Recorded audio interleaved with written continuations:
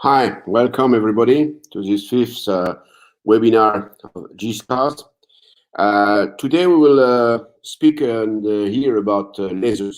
Lasers progressively demonstrated their use and their capacity to taking in charge most of the aspect of the scars, whatever be the problem, hypertrophic scars with a problem of proliferation, color, inflammation. And in most of the countries around the world, lasers are here when we are speaking about scars. This afternoon, we have the chance of having representing colleagues coming from different societies, groups, and we will have different opinions on complementary lasers and strategies using or combining lasers with other technologies. So Gerd Gauglitz, professor in Munich of dermatology, will speak about the combination of these possible lasers. We are very honored to have Michel Rouif who is working in US with the DAZIL Society, and he will have an overview, present an overview of the different type of lasers in scar management. We have Dr. Rouif from Paris, who is presenting an UrgoTouch new medical devices, which is adaptable to plastic surgeons, but also for different purposes around the surgical procedures. And we have the chance also to have Hugues Cartier from the IMCAS that will moderate all these new informations and try to get the best of these discussions. Don't hesitate to ask your question. Everybody is welcome, and just present where you come from, and you will be your questions will be officialized and published on the screen as soon as possible. So my privilege now is to welcome Dr. Gerd Gauglitz from Munich. Gerd. Thank you very much for the nice introduction, Luc. It's a big pleasure for me discussing with you some of the aspects of the different lasers that we have today. And I'm still a fan of more conservative approaches as well, so mostly injections. So I'm going to share a bit of possible combinations when it comes to unpleasant scarring. I do not really have any conflict of interest for this talk, even though I'm working with some of these companies, but for this specific talk, there is no conflict of interest. If you look at the different therapeutic approaches that we have for these different types of scars, we usually group them into conservative treatments, such for example, different topicals, pressure therapy, hypoallergenic paper taping, cryotherapy, radiotherapy. We have the group of injectables, mostly the triamcinolone acetonide in different ratios, for example, combined with 5-fluorouracil, or in some countries, for example, the injection of bleomycin. And then we have, as Luc just mentioned, the area of different lasers. Usually we want to group them in ablative, non-ablative, usually used in a fractional fashion for especially scars. Then we have the vascular lasers, and we have pigment lasers, such for example, Q-switched or picosecond lasers. As Luc Theo just mentioned, we have a strong progression towards the importance of different lasers in scar therapy. This kind of was first highlighted in the updated international guidelines published by Michael Gold and colleagues in 2014. And even nowadays in Germany, in the most recent guideline, we have a strong focus on lasers when it comes to unpleasant scarring. And there is a big group of international experts who are currently publishing consensus papers on the recommendation of different lasers for specific scar types. And this is a very interesting paper that just was published in 2020, in this time focusing on traumatic scars, but there are more papers to come. So this is, I think, a very exciting work. If we look at scar pathophysiology and the therapeutics that might target the different phases of wound healing, we definitely still have a very strong focus on anti-inflammatory agents, such, for example, the corticosteroids, which are still a very potent suppressor of the inflammatory process in the initial wound. So I think this remains still a very important basis when it comes to more inflamed keloids and hypertrophic scars. They are nowadays frequently being combined with 5-fluorouracil, which is very strongly inhibiting the proliferation of fibroblasts. And as I just mentioned, nowadays they are frequently being combined with corticosteroids. And then we have the group of vascular lasers. This can be a pulse dye laser, this can be a neodymium laser. Here we want to destroy the capillary network within the hypertrophic scars and keloids, creating some hypoxemia, and by that altering the local collagen production. In addition, we reduce the erythema, which is frequently disturbing for our patients. And then we have, in addition, the rather novel fraction lasers, which can include either ablative or non-ablative lasers, and they do a very efficient modulation of feature proteins and the TGF-beta cascade, and by that, again, leading to a normalization of the dermal architecture of our excessive scars. Starting with the injectables, as I just mentioned, nowadays it is frequently combined, the 5-fluorouracil with triamcinolone acetonide. There are different ratios published in nowadays more than 1,000 publications when it comes to the use of 5-FU on or for the treatment of keloids. We usually change the ratio a bit depending on the size and the magnitude of the keloid, especially the higher and the thicker the keloid, the more of the triamcinolone acetonide I do use. As soon as the keloid or the hypertrophic scar becomes flatter, I reduce the part of the triamcinolone acetonide and increase the ratio of the 5-fluorouracil. And by that, we have actually a very efficient approach in order to reduce the inflammation, but also in order to flatten the scar. This was a publication by our group that we published last year. It was a study undertaken in keloids that have been resistant to any other therapeutic approach. We injected them with a total of 4 injections every 4 weeks with a combination out of 5-fluorouracil and triamcinolone acetonide. And you see here a very nice reduction of the scar volume and the scar height. And you see when we look at the 12 months follow-up that the results were actually pretty stable. It was also very well received by the patients. You see here some of the scales that we were asking the patients. They were highly significant in favor of this treatment, and even the dermatologic life quality index did show significant improvements of life quality when patients have been injected with this combination. However, if you look at some of the clinical pictures out of this publication, you see that there is still some room for aesthetic improvement, and this is where lasers come into the picture. If we look about the process of different lasers in treatment of scars in general, we see that the significance of lasers greatly increased, and nowadays we actually can use different wavelengths for pretty much all types of different scars. If you look at the wavelengths and their targets, we want to group our lasers for one in vascular lasers. As I mentioned beforehand, they actually target the hypoxemia and in turn altering the collagen production, but they also reduce the erythema. And this is really working with all different vascular lasers. Nevertheless, most studies have been published with either the pulse dye laser or the neodymium laser.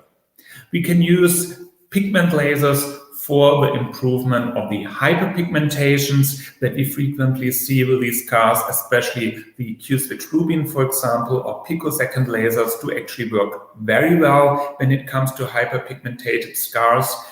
We have ablative lasers where we can ablate, for example, an old hypertrophic scar, but mostly they are used nowadays in a fractional fashion, either with wavelengths in the ablative mode or the so-called erbium glass lasers with a wavelength of 1550 to 1565. This is the idea of fractional laser. We only treat very little percentages of the scar, usually really with very low densities, and by that introduce epidermal and dermal remodeling. What are the possible combinations that we can have when it comes to the treatment of a scar? Starting with keloids or hypertrophic scars, I usually really like to inject them first with a combination out of 5-FU and triamcinolone acetonide, and then improve color, and then continue with improvements of texture using, for example, a non-ablative fractional laser. This is the idea here. If we have a hypertrophic scar and we want to not inject, but we want to still help penetrating the active agent, we can use an ablative fractional laser with the idea of drug delivery. So we create little holes in the stratum corneum, and then we apply the active drug, and we have a very even distribution of the active drug within the scar tissue. And then we have, lastly, the atrophic scars or the mature scars, and here we really mostly work with different laser techniques, mostly the ablative or non-ablative fractional lasers, or then devices that improve the color. Starting with immature scars, we're going to hear a talk later on in this session on scar prevention. There are different wavelengths nowadays available, either ablative fractional or non-ablative fractional lasers, vascular lasers. They all can improve the wound healing process and can help normalizing the scarring process. There are a lot of different protocols available currently.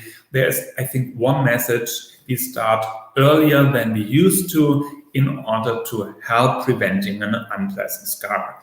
Low densities, low energies, this is usually the key message out of these studies. When it comes to mature scars, this was an indication where we did not really have a lot of options available. This is, I think, a general field of lasers.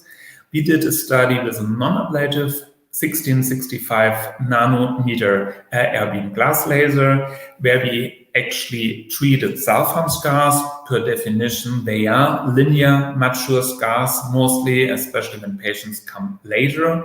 What we did find was that this treatment, even in very old scars, seemed to be beneficial based on the Poser scale. And if you look at clinical data from an objective point of view, we indeed could demonstrate that the scar did flatten, that the scar became less visible, and that life quality of these patients significantly improved. However, we have to keep in mind that especially with these sulfam scars, the very obvious pattern of the scar still remains visible. So I think it is still kind of a discussion if this is a technique that is really helpful. What, from a scientific point of view, is actually quite interesting is that even with a non-ablative fractional laser, we are able to alter a mature linear scar. A very similar approach we used for the so-called striae distensae albae, per definition also a way of an atrophic scar. One idea is here really to focus with an erbium glass laser directly on the striae, or in case of mature scar, on the scar. And then in a second pass, directly thereafter, we cover the whole area again. And this is an approach that I think is very useful when it comes to more linear scar, not only treating the scar itself, but also treating the whole area in order to make the whole area less visible. And you see here, when it comes to striae, they indeed become less visible. And this is the idea. So we focus on the scar first. really on the on the scar itself, and then in a second pass directly thereafter, we cover the whole area to make the area more or less visible. Continuing with atrophic acne scars, this is a whole capture. This is a huge area. We nowadays use mostly the ablative fraction lasers or needle radiofrequency. Using an ablative fraction laser, the idea is really to first stimulate collagen production, trying to remove the sharp edges as depicted here, and then in the very end we actually can do something for color. But in the very end we are more and more switching from ablative fraction lasers towards needle radiofrequency because the results seem to be even better. What I would like to share here is that these results do need time. 14 days later, after a full phase CO2 procedure, I think you do not see really a lot of progress. However, if we look at the result 6 months later, there is definitely a lot of improvement. So this is our take-home message here. Scar remodeling processes definitely need a lot of time. So we need to make our patients understand that these remodeling processes just simply need a lot of time.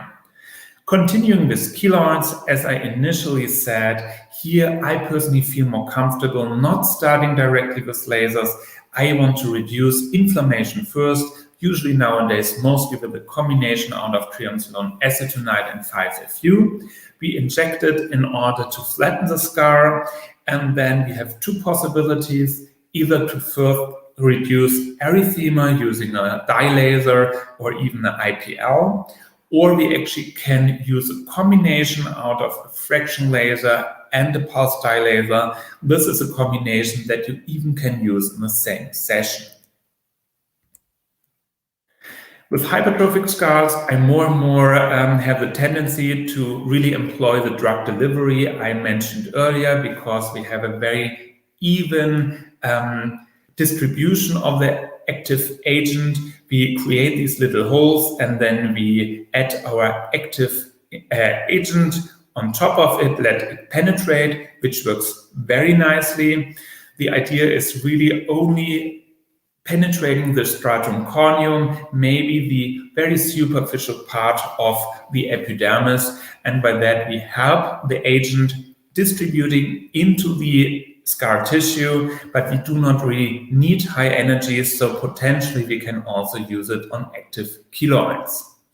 With hypertrophic scars in the face, I do not use steroids, for example. So here sometimes we really can have great results only with lasers. Here you see the combination out of non-ablative fraction lasers first in order to remodel the scar process, to create a more mature scar, again, low densities, relatively high energies, and this again focusing on the scar itself first and then covering the whole area. And then in a second treatment, we actually start using a pulse dye laser or an IPL in order to reduce the color. And if there would be a brownish aspect, we could even use a ruby laser or a picosecond laser.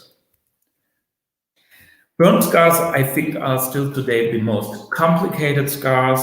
There are a lot of studies nowadays highlighting the importance of laser. This is a relatively old study of Haltman and colleagues. I like to mention it because it shows again that the remodeling process needs time. You see here the Vancouver scar scale at the very beginning.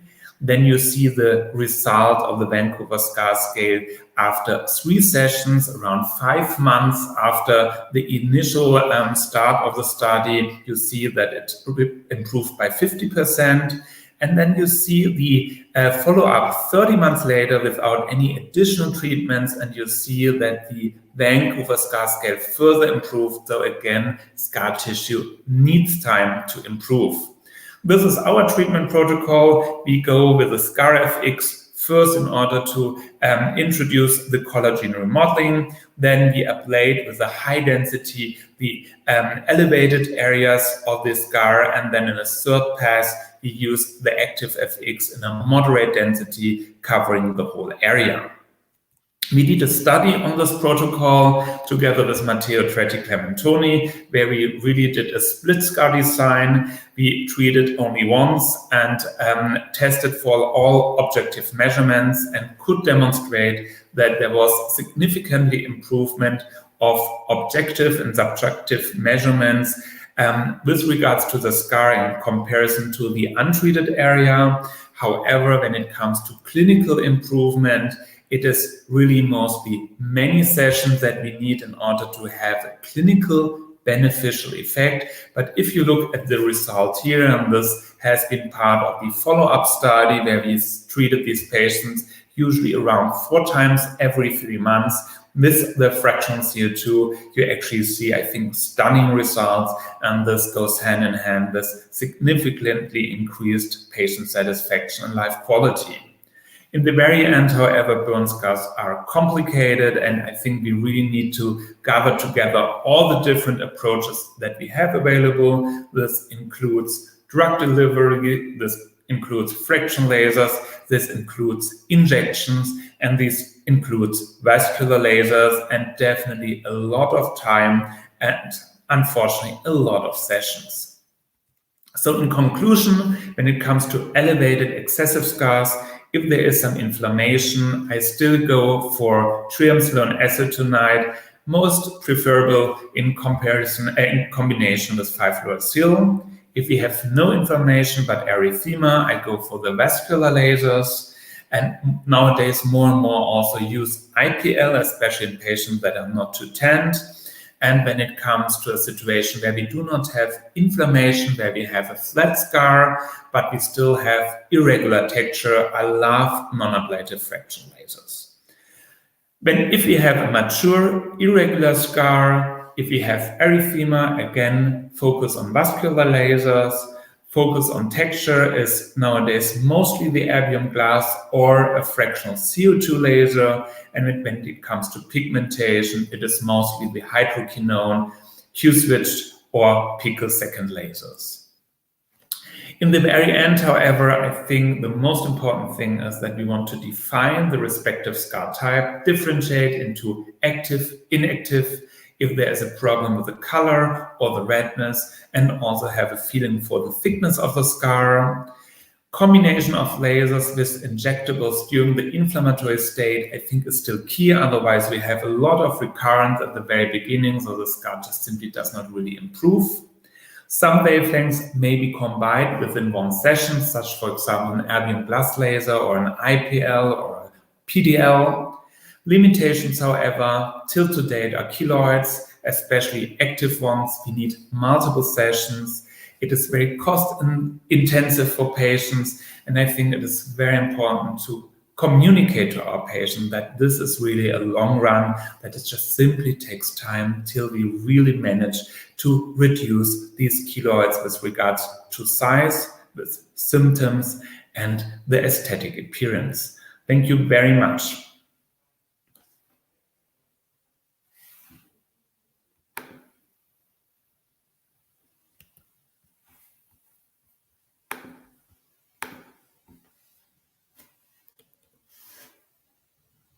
Your microphone is mute.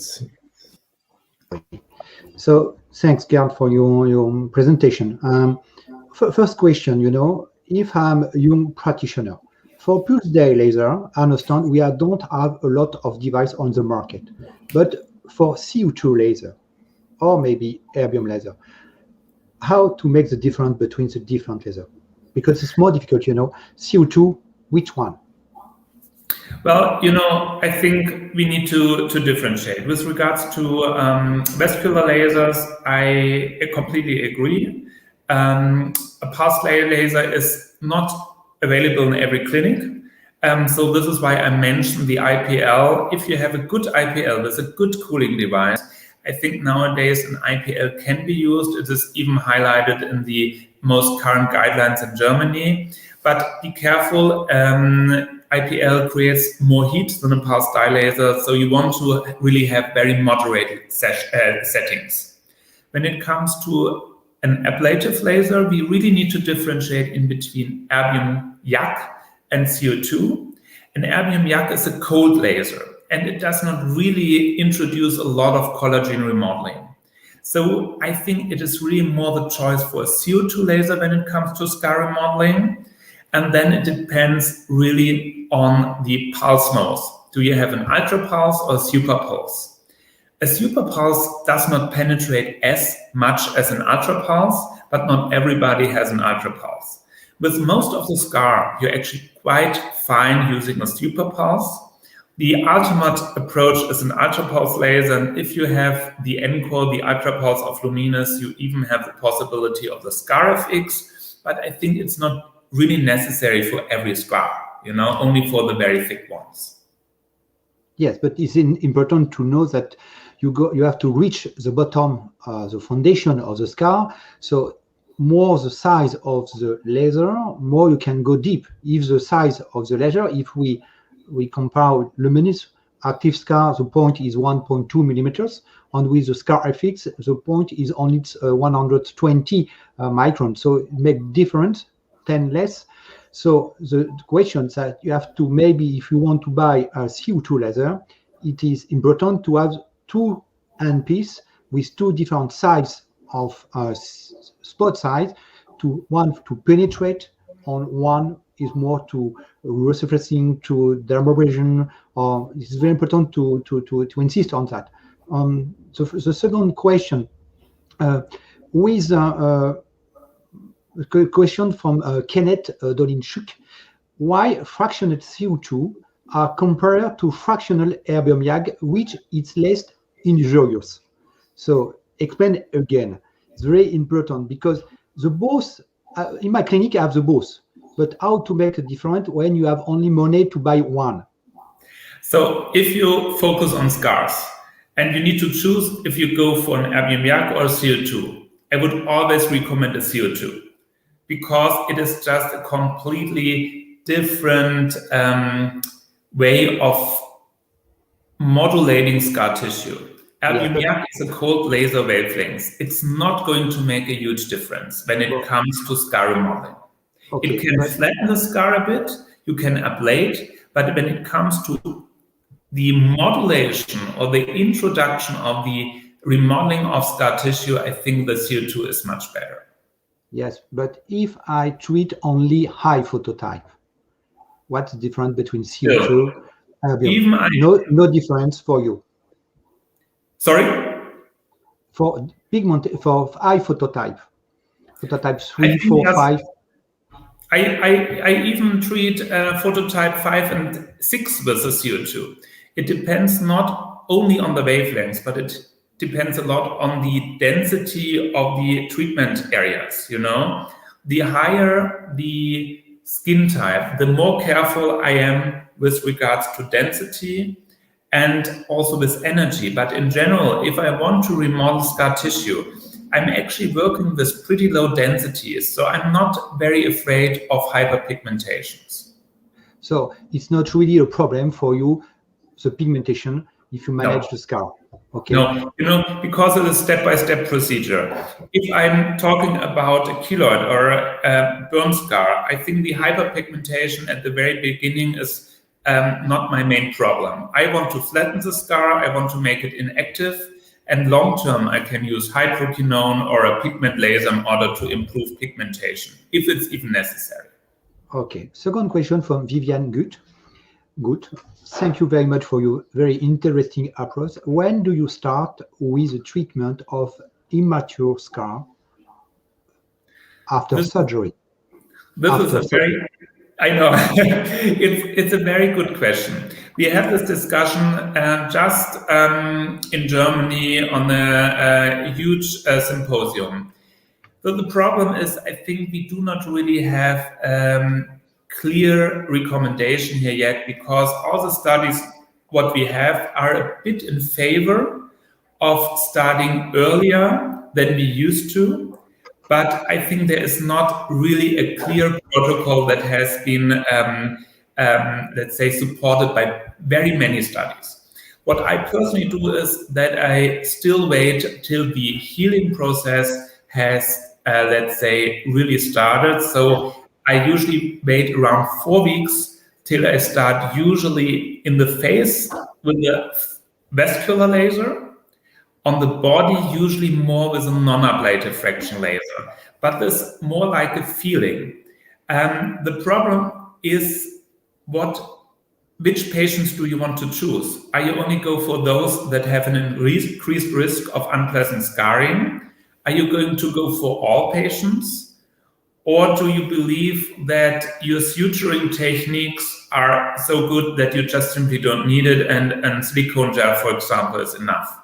And it has also to do with the costs, you know. I mean, this is something that is, let's say, in Germany at least, not covered by the current guidelines. So with insurance companies or even with patients, I think it's sometimes a bit difficult. So I personally feel more comfortable waiting for weeks, because here I frequently see if the scar actually goes in the right direction, and here I usually don't use these lasers too early.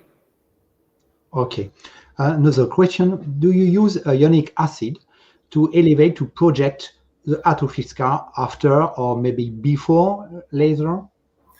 So if I do use HAs to elevate a scar, I do it after lasers if I have finished laser therapy, because if I do it beforehand, I think I'm going to help degrading the HA due to the heat and due to the, again, little injuries. But I use them from time to time, even though I personally prefer lasers, because these results are definitely more stable as soon as you have achieved the results. And HA you have to re-inject every year or every second year. But I definitely use it from time to time. Okay, for Joel Fish, another question. Can you repeat, please, from Canada, what dose of triamcinolone on 5-FU do you use? What were you referring to with 9 versus 1 on 3:1 dose ratio? Okay, I always use 5-FU in a concentration of 50 milligram per cc. And if I combine it with triamcinolone acetonide, I nearly every time use triamcinolone acetonide 40 milligram per cc. My main ratio is 3 parts of the 5-FU, 1 part of the triamcinolone acetonide. However, if I feel that the scar is nearly completely flat, I'm a bit afraid of lip atrophy due to the triamcinolone acetonide. So I might reduce the part of the triamcinolone acetonide even a bit more, and then I have a ratio that is very close to 9:1. Okay, but in general, it's more the 3:1 ratio than the 9:1 ratio that I personally use. But they are both published. Okay, the last question for 5-FU from Joel Fish also: is the dosing worked out for pediatrics under age 5 years? Well, Yes. No. it is No. It is an off-label approach. So in case you have no other options available, I think you can use it, you know, but I personally feel more comfortable using it in children above 12 years. Yes, but under age 5, I think it's after maybe burn, you have to tape compression. I think it will be enough for you, Yeah, I believe. I agree. Okay, thanks a lot, Gerd. Okay, now it's the next speaker. But if we have a question, I hope you stay with us, perhaps for the next with Michel Gerd, the great Michel Gerd. Okay, thanks a lot. Thank you very much. Okay, we ready? Yes. All right. All right. So again, I want to say thank you for inviting me to participate in this this G-ScarS webinar. To Luke and Hughes and to Gerd, it's great to see you guys and to know that hopefully soon we'll get together and be part of being able to work together at some point live again. But I will tell you that about an hour ago, I was on an airplane, and I think there were 5 empty seats here in the United States, which was very scary. It was my first airplane trip, and to go visit new grandchild.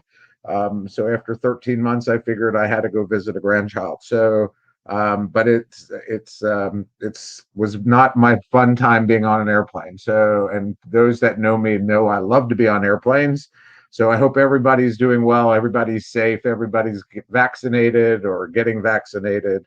And we'll talk about scars, and I'm going to be more of a historian and show you some things that I just find fascinating in this thing. So again, I'm from Nashville, Tennessee, have done pre-pandemic lots and lots of work, but I continue to do it through the pandemic, at least virtually, with my friends in China, and then work on some journals that in dermatology. So so for purposes of this, I work with just about every laser company, have been for many years, as most of you know. But I want to sort of shout out to Matteo Clementoni and Tan Jun from Changsha, and we'll talk about Dazzle in a minute too. So obviously, when we talk about hypertrophic scars and keloids, these are some of the most challenging problems that any of us face on a daily basis. I think one of Gerd's comments that resonates with me is, I'm not sure about all over the place, but a lot of this work that we do is not covered by insurance companies. And so we do this because we want to do this. We do this because it's the right thing to do for our patients. And I treat a lot of people without any financial reward for me. And I think we've instilled that amongst our team, that this is just part of who we are and what we need to do. So again, as the group that helped begin Dazzle, which is the Dermatologic and Aesthetic Surgery International League, we're sort of trying to be in partner with G-ScarS, and we want them and everybody to treat scars with this. And again, we're going to have our own scar event, which we hope they will be part of in July. And then we'll have a World Congress somehow in Mexico, whether live or virtual, in October. So again, thank you to Gerd for shouting out my last guidelines, which are old now, but this is the original guidelines that we published in 2002. Tom Musto and a group of us looking at what we call the International Clinical Guidelines in PRS, very widely referenced, and something that everybody should look at if you're into scars, just as a history lesson in what you do. And then Gerd mentioned the guidelines in 2014, and I've made comments about this, and this was in derm surgery. I made comments that these almost are out of date, and so one of my goals for the next year is to actually do the next round of these international guidelines, because I think it's really important. And again, in this one, we had the evidence, and we came out with a lot of algorithms. And you see here that the algorithms on the top left were very small. We didn't have a lot back then, but we got a lot more complicated, but it's even much more complicated today. I also think that this article from 2019 that was in Laser Surgery Medicine was also very important, because it sort of checked all the boxes for us, which was something that's very important. Which laser to use, when to start them. I know Gerd talked about when do you start for immature scars, but how to use them, how to combine them, how to use drug delivery. So again, if you want a good reference, this is the 2020 International Consensus Recommendations, which was in Laser and Surgery Medicine. So I think that's important. And when you look at the different lasers, and this slide is from Matteo, that he's so kind to let me use on occasion. And I think a lot of this was gone over, but the lasers are important. Yes, PDL is the standard for vascular lasers, but IPLs work. KTP's lasers in certain conditions work, Nd:YAG lasers work, all of these kind of things. And again, I think I agree with him on the CO2 versus erbium, but there's no question that you can get some improvement, especially flattening with the erbium. The non-ablative devices definitely work. Q-switch and picosecond have its place, and actually you need to keep in mind the hair removal, because sometimes you need to use that, and all these combinations are playing a role. And to me, the most fascinating combination right now is introducing botulinum toxin, and we'll talk at the end if we have time about that.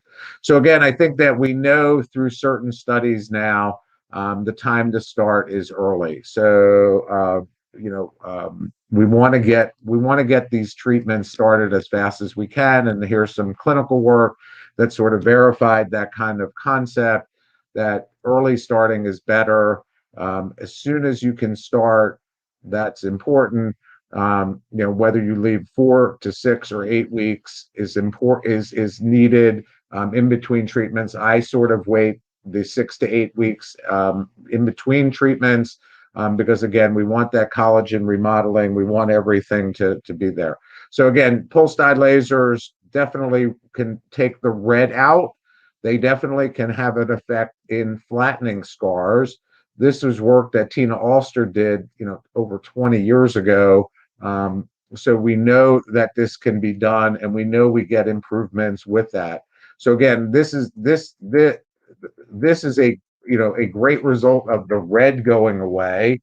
And in today's world, I would argue that you can do better with some collagen remodeling with one of the fractional lasers. But I think this is what we achieve when we do PDL. For the raised red goes down. The non-ablative fractional lasers from Matteo, again, these are atrophic scars. They work, but I think this is one of the most important photographs and end results of any kind of fractional lasers. And it's interesting, these devices obviously were developed by Rox Anderson and Dieter Manstein many years ago now. But one of the comments that Dieter made at a meeting that we had in Asia several years back, he said, and this represents here, that somehow the fractional lasers have this added benefit of taking hyperpigmentation and making them normalized, and taking hypopigmentation and making them normalized. So again, not every device is going to do that, but for sure the fractional lasers, because if you look at this patient, you might not want to take a pulse dye laser over the entire thing, but you can feel comfortable with your fractional lasers. And again, repigment, get the hyperpigment. All that happens when you use fractional lasers. So again, don't be afraid, don't be shy about using it. And again, erythematous hypertrophic scars in combinations also work. So again, whether you use IPL or PDL, we're going to come back to this because I'm going to show you a study that I participated in. But this is IPL with fractional lasers, and again, it works.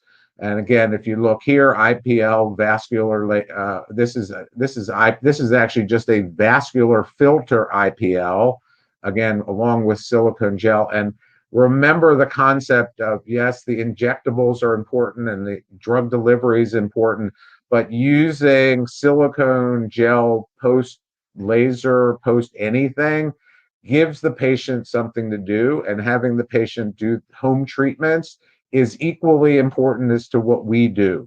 They have to participate in their care, and I think that's important. So again, I think that's the thing. And here again, combining the injections and botulinum toxin with PDL, with UltraPulse, basically the gamut of everything in these kind of results. So let's get on to the history of this a little bit more.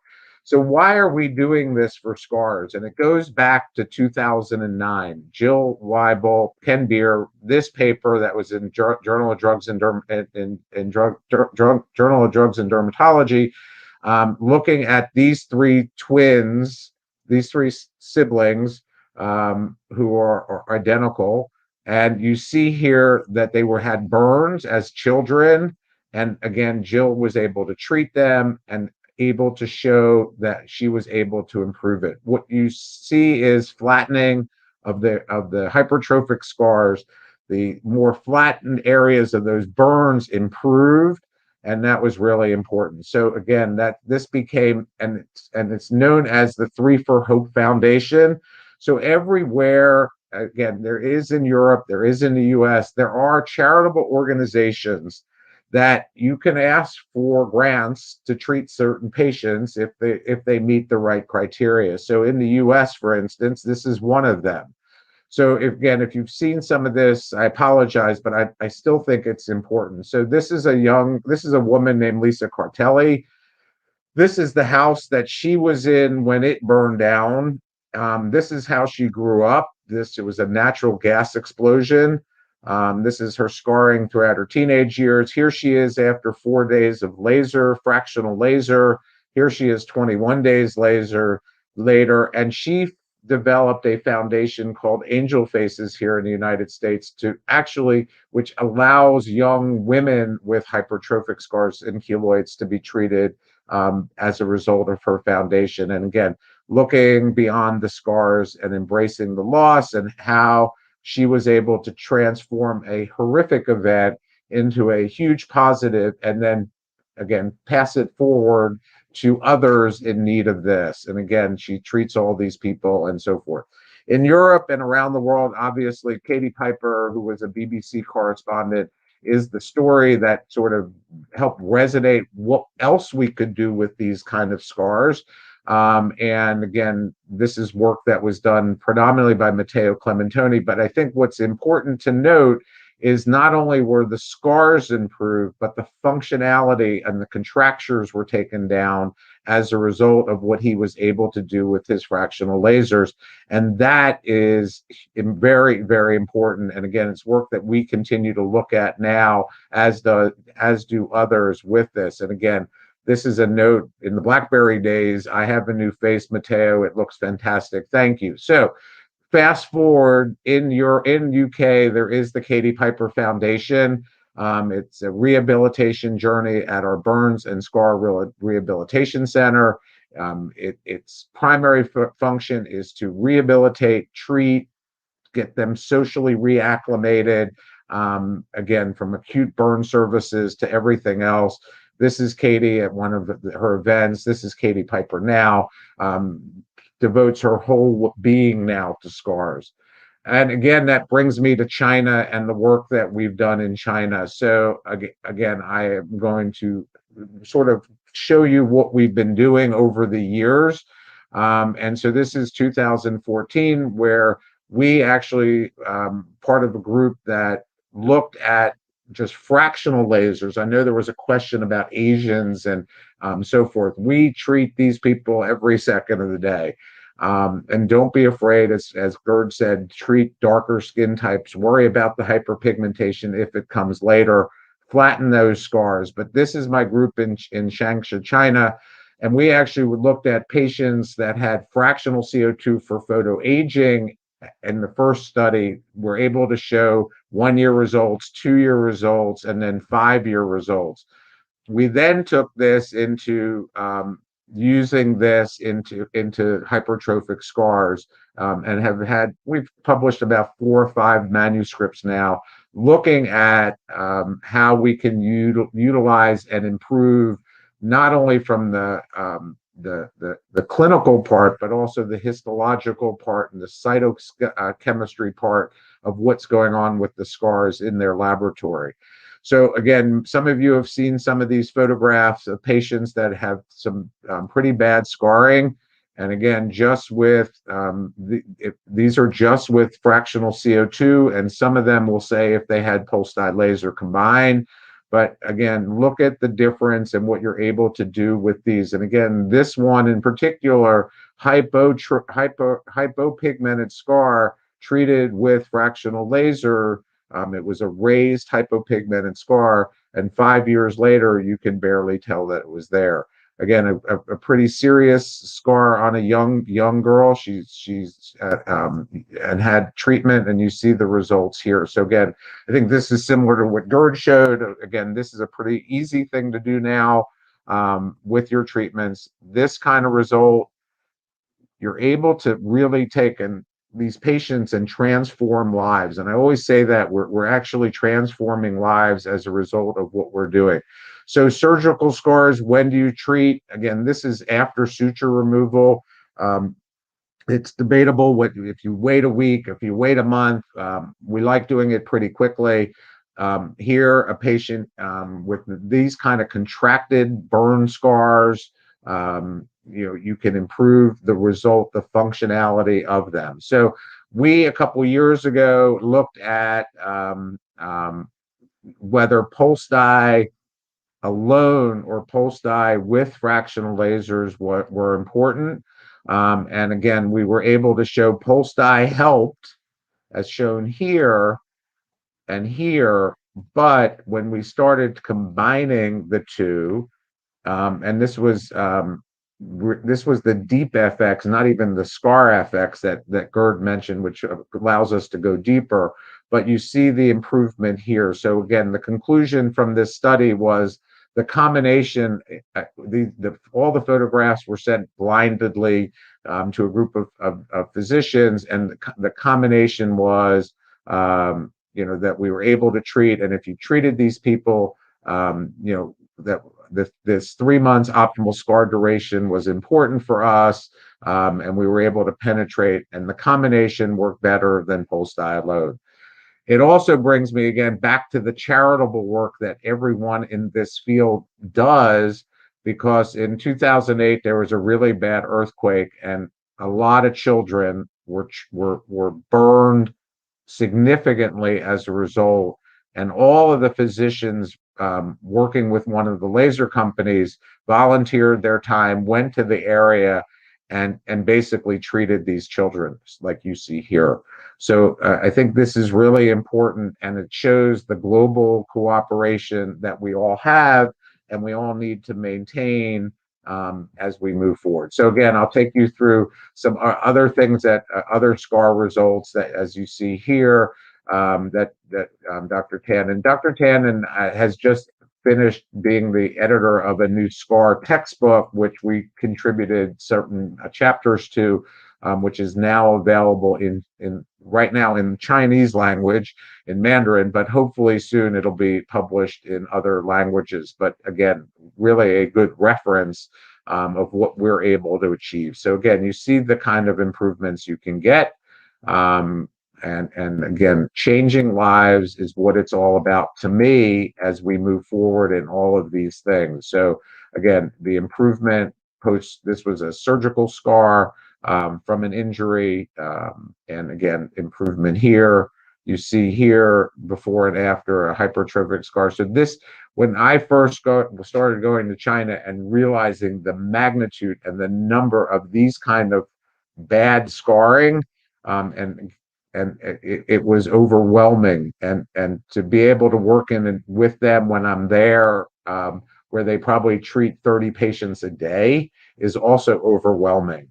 But this is the kind of results you can do. And so we just published this a few months ago, again, looking at how we do this and how we use certain topical medicines that can help in this as well in the wound healing process. But it also came up with this, an algorithm that is useful, not as complicated sometimes as some of the other ones, but looking at the erythema stage, PDL, IPL, the red hypertrophic stage, PDL, with your injections, as Gerd mentioned, the mature hypertrophic stage, again, using the same kind of things, but more with the fractional lasers. And again, we can treat these things and we can make people whole again. And that's the goal for me and always will be. And again, I just am amazed at the global efforts that we've seen go on. And shout out to my friend Luc Thiot, who brought me to Montpellier too many years ago when we first started talking about silicone gel and silicone sheeting, which continued my interest in this, and obviously through the years of the laser. This is in Dermatologic Reviews, which is one of the new journals that I edit for Wiley. And again, it's a really deep review process of all. This was published last month. And it goes through all of the hypertrophic scar regeneration and repair methods, again, from a histological immunochemistry point of view, lots of histology, lots of things in there. So again, this is This is on, this is available for you now. And again, we go through some of the scars and actually taken biopsies and so forth. And again, back to how we use it and what our things are and so forth. So again, I don't want to belabor this. I'd rather answer questions, but I do want to. And there have been other reviews that are important in scar work. This one that was in derm surgery, again, a very nice review. Lots of scars looked at. Scar papers looked at, and how we came up with, and again, a newer algorithm by Ariel Kuvar and Paul Friedman last year in Lasers and Surgery Medicine. They're all similar. They all have a little twist and a little turn and so forth. But I think it's really important that people start embracing that we have the tools at at hand to be able to treat these scars and to deal with it. I also think that botulinum toxin is very important for some of these lesions. And I think that we are going to learn a lot more about botulinum toxin. There are lots of research efforts now underway with it and for it. And so again, keep this in the back of your mind, how we can use this to help with remodeling of the scars. And again, my clinic, we're spending more and more time learning how best we think this is going to fit in. And you see here a scar that was treated just with botulinum toxin on the lower half versus the control. And again, you can see improvements. So lasers, energy-based devices, they're real things and they work, and many of them work. So don't be afraid if you don't have the ultra pulse that you can't do this, or you don't have the pulse dye, you can't do this. You can use other things. It may take you some more treatments, or you may have to be a little more aggressive if you can be, but know that they work and know that they can fit in nicely. And if you don't have the tools at your hand, find people in your region that treat scars. So obviously I'm a scar center here in my part of Tennessee, but I get people from all over that come here because of the work that we do. And again, understand that this work is not necessarily going to be financially rewarding in every case. It's going to be rewarding in so many different ways that it's okay to treat people for nothing. And and again, for those that know me, that may not have been something 25 years ago I would have embraced, but it's the way we are, and it's the way our DNA is, and it's the way we should be brought to bring things to the people now. So again, use your devices, use combinations, they all work. And I think the bottom line for me is I try to treat as early as I can, and we can change lives. So with that, I'm going to stop. And I thank you for letting me get on my soapbox on scars. But it's a passion. So, all right, your turn. Yes. Okay. Thanks a lot, Michael. Great presentation too. Only one question. Now you are, sorry, old practitioner. Okay. You I'm have old. Yes, a lot of big experience. Do you think you are more conservative than ever when you start? More surgery? We have a question from Kenneth. When you make the debulking of the scar, Yeah. now with time, it seems to be less and less debulking on more and more laser. That's right? You change your activity in 20 years, more surgery and now more laser. So I'm definitely much more conservative today than I was 30 years ago, 20 years ago. I know my limits in surgery. I think also fascinating here in the US, we have a device called superficial radiation therapy, which has an FDA approval for keloids. it is a wonder. Our recent publication, and it's Brian Berman, Mark Nestor, David Goldberg, me. Our recent publication of 100 keloids treated at 1 year, so surgery and fractionated radiation given in our own offices, because I do this in my office, not in a hospital. I don't send them anywhere. I do it in my office. The 1 year recurrence rates are about 9%. So when you look at the surgical rates of between 50 and 80% and the radiation therapy rates that are still very high, if I have a keloid that needs surgery, I again know my limits, and I work with incredible plastic surgeons in my neighborhood who also understand that they have limits because they don't have the radiation and I have the radiation therapy. So we send them patients for the surgery, then they come here for the radiation therapy post surgery, and vice versa. They will send patients here that they see that have had hypertrophic scars and they're doing breast surgery and they don't want more scarring.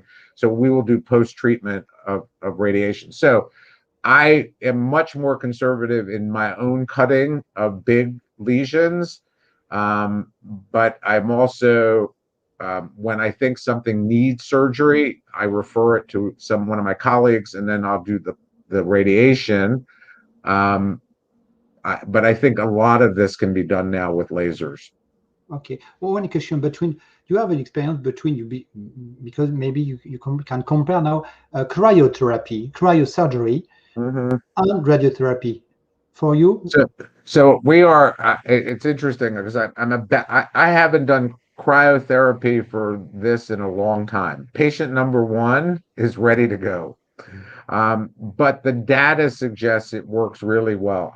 My biggest concern, obviously, is the post-inflammatory hyper and hypopigmentation that can result, especially if it's in sensitive areas.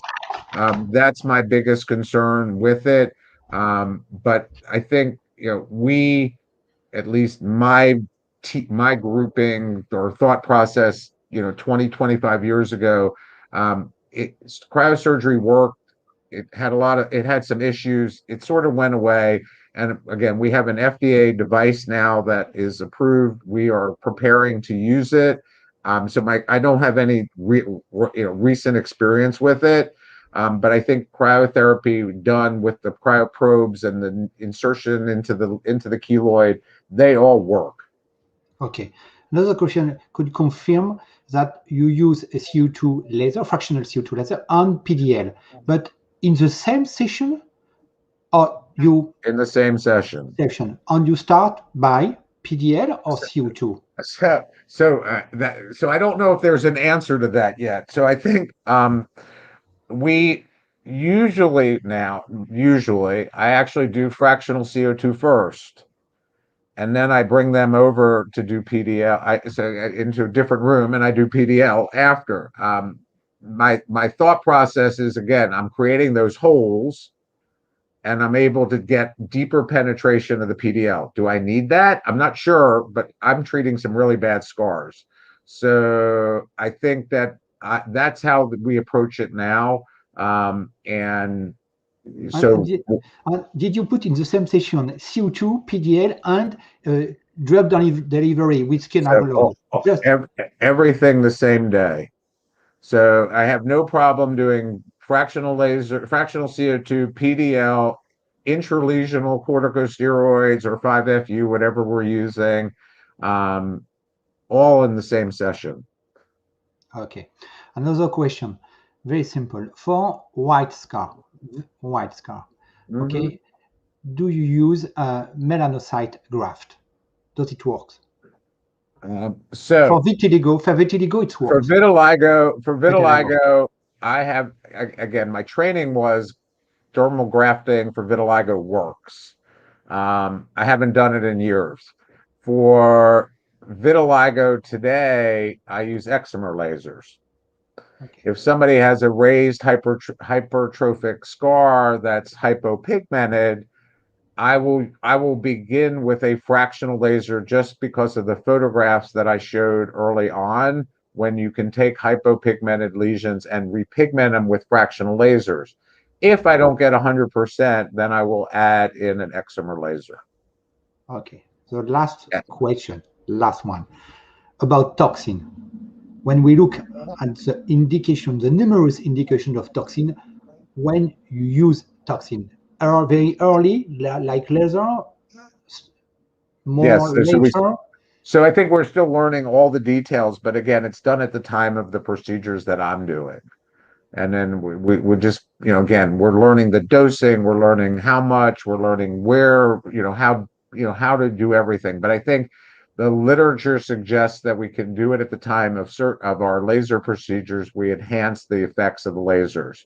And again, that's something that we learned early on with botulinum toxin and intense pulse light. And how we were able to get better results. The Carruthers did a wonderful study way back when with that kind of indication. So we know that botulinum toxin does things that we don't expect it to do always, but we also are seeing a very big effect on scars. Yes, but the big difference between toxin and corticoids that you don't induce atrophic scar. With corticoid, you can induce too much atrophy. With toxin, you don't have these side effects. So correct. It could be a good opportunity to use it. Again, I think for everybody to realize the cost of using triamcinolone in our practice is this big. The cost of using botulinum toxin is this big, and nobody's paying for it. All right. So again, you have to build this into your thought process. And the thought process over time is, I'm going to do whatever is best for my patient no matter what. Okay. And that's 30 plus years of me doing this, that I'm able to do that now, but I want to do that now. And I'm trying to make sure that people understand across the globe, if you're going to treat scars, we have an obligation to do this. And it's what people like G-ScarS and the Dazzle Scar groups, this is why we're here, to educate and teach what we do, because it's important. Michael, last word. Thanks a lot to promote any foundation for SCAR. It's very important, maybe a SCAR day. We hope we have in the future in the world, okay? Because it's very important to know that now we can do a lot, we have a lot of possibility to treat, on foundation help that, and help doctor to promote the use of surgery, laser, tape, many things. So it's very important, and thanks again. Okay, now it's the next speaker, please. Michel Rouif.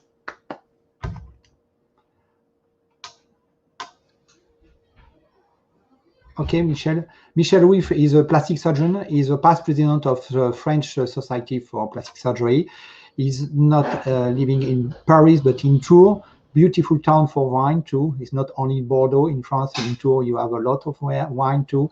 And now, if you can introduce you now, you have a very specific laser, a very innovative device for plastic surgeon, and also for dermatologist.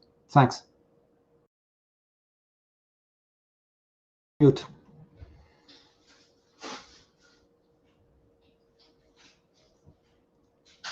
Please, your microphone.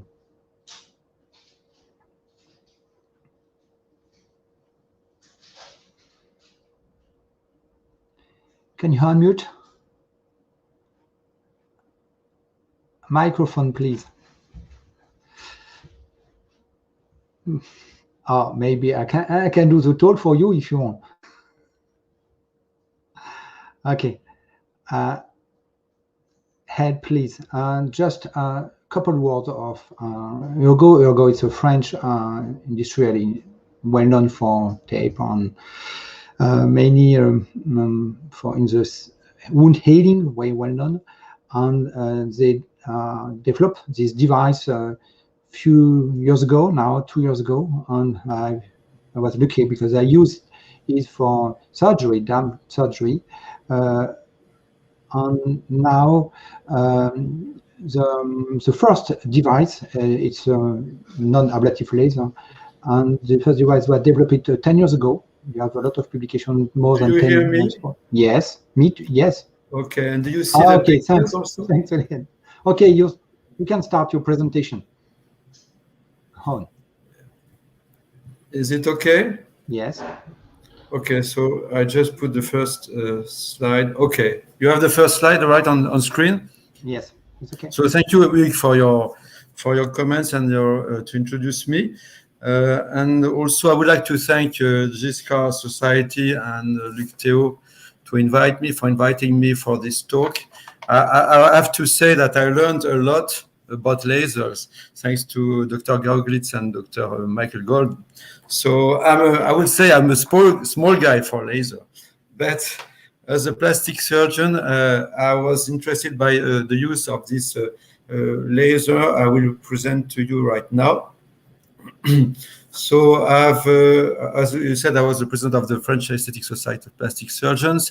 I'm also in the board of the International Society of Aesthetic Plastic Surgeons, and I'm the board of EASAPS, which is the European one. Finally, I'm also involved in the American Society as chairman of International Committee. And I have a conflict of interest for this presentation. I've received fees for my work as a consultant for Laboratoire Urgo, and I'm also consultant for other companies. So surgical wound healing, 3 factors affect scarring results. First of all, surgeon, suture, and the technique we use, and surgery technique, of course. If you have too much tension, or if you don't do a nice undermining or too much underminings, it can, of course, affect the scar. The second factor is the patient's perioperative period. I mean, compression massaging therapies, garments, silicone sheets, drainage, cream, steroids, of course, and smoking, which also is very important for the quality of the scar. I'm always surprised by even colleagues and patients, of course, not considering that seriously. Smoking is huge in our quality of scar. And the third one is biological modulation of the scar. Actually, this is a randomized process that depends on biological factors of each patient. I was very interested by the presentation of Michel Rouif because I had really a question about, we were used to speak about phototype, color of the skin, but I guess that the indications are different depending on the people we have, Asian people, African people, Caucasian. So even the protocol can be maybe changed. So maybe it's a question for at the end of the presentations. So TGF-beta1 is the growth factor controlling the scar process. So the goal of this laser is to activate the shock protein 70 by heat. And this process is the only demonstrated way of controlling TGF-beta1. Scarring activity is HSP70 control over TGF-beta1 production. Can bring lower level of inflammatory cytokines and macrophage infiltration, control myofibroblast proliferation, and also lower type 1 collagen production and low type 1 and 3 collagen ratio. So there is a study about this laser, which is called SLASH study for laser-assisted scar process, scar healing. And I would like to just speak about my personal experience since 2017 and a nice paper published in APS, Aesthetic Plastic Surgery Journal, a few years ago. First of all, we launched just a survey in Europe last year by a questionnaire sent to about 60 surgeons, all members of EASAP's board of advisors. Usually they are the presidents, the secretary, or ISAP secretary in their country in Europe. And the question was, in your daily practice, what kind of energy-based device do you use for surgical wound healing right after surgery? I mean, the first weeks. And it was interesting also to see that Michel was just saying that we have to treat as soon as possible. So that's what we do actually with this kind of technology I will show you. So the answers on this survey, among 27 answers, means about 50% of the colleagues who answered. A lot are using laser UrgoTouch right now. They are using also radiofrequency, light therapy, and LPG. So LPG is the most used. If we want to speak now about the UrgoTouch history, actually we had first in 2008, and Hugo, you used that and you participated to this work. We had the Equilight laser by the EQ company, and the wavelength was totally different. It was 800. And the first surgery has been done for treatment of surgical wound just after the procedure. It was the same kind of device in the hand, but it was not the same wavelength. And then I used that, and I have to say that I had a few burns, and I stopped using this laser. And then they changed the wavelength to go to 1210 nanometers, same company, then bought by Urgo company. So this technology, this recent technology with the new wavelengths has been studied and was used also for all phototypes. And the survey has been made by Professor Magalon at the Hôpital de la Conception à Marseille. And then we improved the technology, the device, and this new device was easier to use. I would say safer thanks to the technology, and the data has been published in 2017. So several clinical studies have been published, and scientific publications also have been published after finally 20 years of work on this kind of laser. So as I told you, the wavelength is 1210 nanometers. The weight it's a portable device, handable device. It's a continuous shot. The shot duration is 12 seconds for each 2 centimeters. I will show you, and the maximum temperature is 53 degrees. So you can. This device is really done in order to be safe, and as I will explain to you, and you cannot make mistake with this device. It's really well done and well thought. So the control system, as I say, is very safe, and you just have to put this strip on the side of along your scar, and each electronic chip prevent for over treatment, because the chip control that in the computer of the laser, and you can do only 1 shot for each. The skin temperature, as I told you, is controlled by a pyrometer. The shot is stopped when you reach the temperature, and in that sense you got a very safe technology. And of course the disposable are sterile. UrgoTouch control system is controlled and safe, as I explained. You put the chip, electronic chip, on the side of the scar along the suture. So every 2 centimeters, you just stick 1 chip, and then you shot on each chip. So this is the way we do it. You have also a sleeve on the device, so the nurse put the laser into the sleeve, and then you can shoot every chip on every chip very easily. Usually, I stay in the room. That's what is nice. I can suture one side of a breast, for instance, and the assistant can use the laser on the other side when the suture is done. So the paper has been published in 2017, 1 year follow-up. The study has been done in Marseille, same department as Professor Magalon. He was there, the head of the department, and then Professor Casanova was the head of this department. and that's been published in Aesthetic Plastic Surgery. So what is the protocol of this study? It was a double-blind randomized controlled trial, only one center, Marseille. The procedure was only bilateral breast reduction. The cohort of patients was with 40 patients, and the randomization was done in a way that you have a laser treatment used on one side of the horizontal suture, because it's a T-shape, inverted T-shaped suture during the breast reduction, and of course done on only one breast. The patient is on control on the other side, no treatment on the other side. And what is important to say, the treatment is done in the OR, operative room, immediately after the surgery, immediately after the suture, exactly. And the follow-up was 12 months.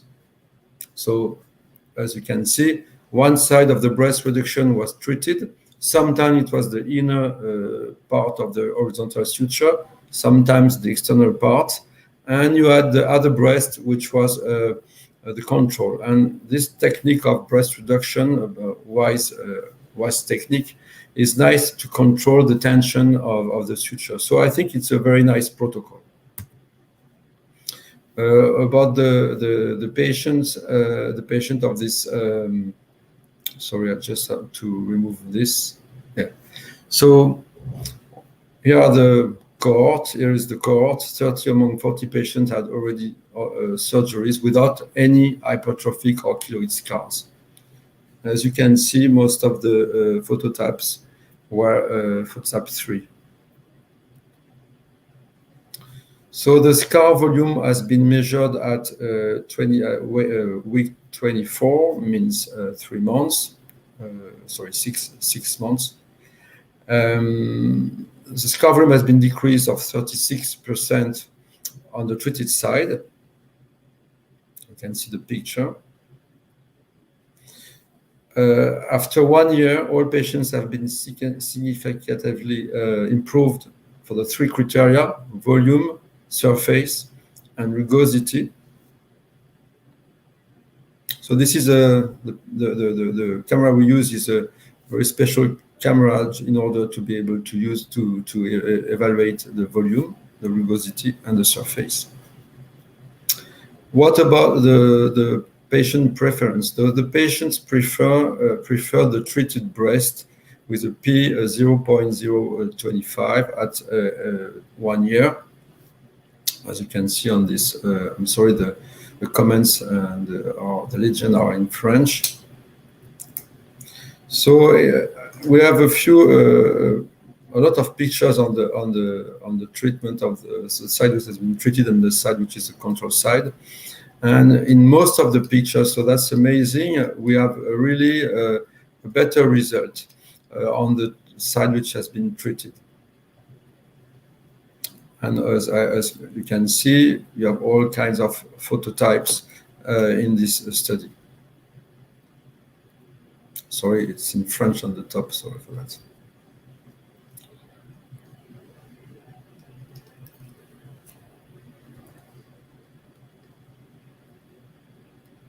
So it could be the external part of the suture or the internal part of the suture, which is important because the tension is usually not exactly the same, and the skin is not exactly the same, as you know, on the just in front of the sternum, the quality of the scar is totally different. And it's always 12 months follow-up.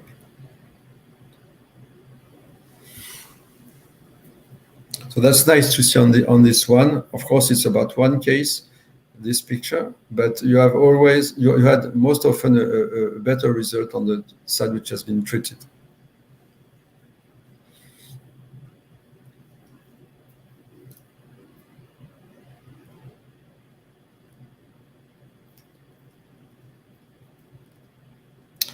So just a few words about my daily practice. First of all, why did I use this treatment? I was convinced when I read this paper by Dominique Casanova, and I wanted to use that once more. And I'm using that since more than 3 years. Around 100 patients were treated. Most of my patients treated are for abdominoplasty, tummy tuck. I use that a lot also for thigh lift when I have a vertical scar. I'm not using that too much in breast reduction because my technique is more L shape and G shape, and I don't have this need maybe on the breast reduction, but on the tummy tuck is very nice, and breast hug also is very nice to use it. So which patients? I explained to my patients during the consultation that it's an option. It's not mandatory for everyone. And I explained that it's not, you won't have maybe a big improvement of the scar, but usually if your healing process is not as good as you would like, it improves the scar. So the scarring risks is very important for the patients, sometimes in their family, or sometimes even because they want to have the best one. And as I told you, for more difficult areas like brachioplasty, which is usually not a very nice scar, so I think it's nice to propose that in this technique. The patient's demands, friends already treated, of course, patients who want to optimize the result. And just to conclude for the benefit in our practice, I think as a plastic surgeon, in aesthetic plastic surgery, we need to have this kind of treatment. It has been showed by the previous speakers that we have to treat the scar as soon as possible. So as an aesthetic surgeon, I think we want to have the best results. So it's a real improvement to use that in our proposal, in our armamentarium of technologies. I use that a lot for breast augmentation because you have to pay the disposable, and breast augmentation is highly aesthetic, and you really want to have a very nice scar. It's 4 or 5 centimeters, and you really want to have the best one success. So I think it's really nice to use that. The operative time is very short. It's just a few minutes. When the suture is long, for an abdominoplasty, it takes 5 to 10 minutes. But when it's just a breast augmentation, 4 centimeters is really quickly. It's just 2 minutes. So I just want to invite you, if you are interested in the French aesthetic meeting in Sable-d'Olonne, if we can make it finally after. We postponed twice, so we will have that meeting in September after ISAP's meeting. So you are, of course, really welcome to our meeting, and I thank you. You're welcome in Loire Valley also with these nice castles like should also. Thank you for your attention. Okay, wake up. Thanks a lot, Michel. I'm a dermatologist. I'm not plastic surgeon. It's not really a reason to speak. To defend our laser, but the first thing, when we look at this small device, a small one, and so huge technology inside, the first thing that I have maybe around 25 laser in my office, in my clinic here, but it's so difficult to know the setting of the laser. With this device, all is included. And the first thing that you heat the skin, but you don't burn the skin. It's very important to know that the device calculates permanently the heating of the skin. And we know that in the office surgery, the skin is more cold. So if I use a laser in my office, we don't have this setting inside, because when you treat the skin, if the skin is not really the same temperature, you can change the anisotropy, the thermal effect. Mm-hmm. So with this device, you calculate permanently, and you have a longer spot emission in function of the skin temperature. It's very important. It's so so small. I have big ones. Okay, I don't have that. So it's very interesting. Because we know the temperature is around 52 degrees. Okay, we know that we carbonize the skin more than 60.